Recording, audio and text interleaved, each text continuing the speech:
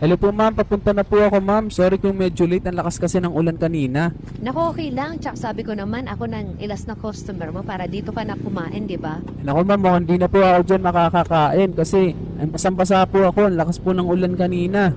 Ay hindi, dito ka na kumain. May mga damit dito yung friend ko na naiwan. Yun na lang ang gamitin mong bihisan muna. Naku ma'am, nakakaya naman po kasi masyado.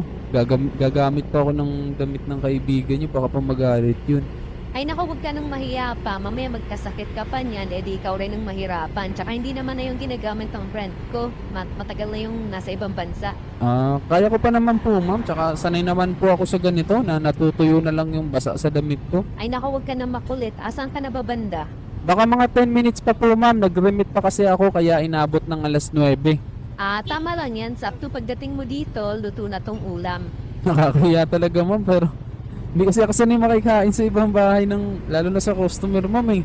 Ano ka ba, huwag ka nang mahiya kasi halos every other day, ikaw naman ang nagdi-deliver ng parcel ko eh. Pabor naman sa akin yun ma'am kasi maliliit lang naman yung mga parcel mo, kaya tsaka part naman po yun ng trabaho.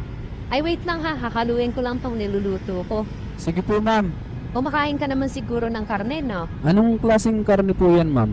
Ito ang best recipe ko, sinabawang baba na may pinya. Mukhang masarap nga yan ma'am, sakto gutom na din ako. Naku, sorry ha, baka nagutom pa dahil sa atin. Ay di naman po, kaya pa naman ma'am, tsaka malapit na rin naman po ako. Sige, pagdating mo sa my gate, tawag ka na lang ulit ha, para ma-prepare ko na tong pagkain natin. Sige po ma'am, salamat po talaga.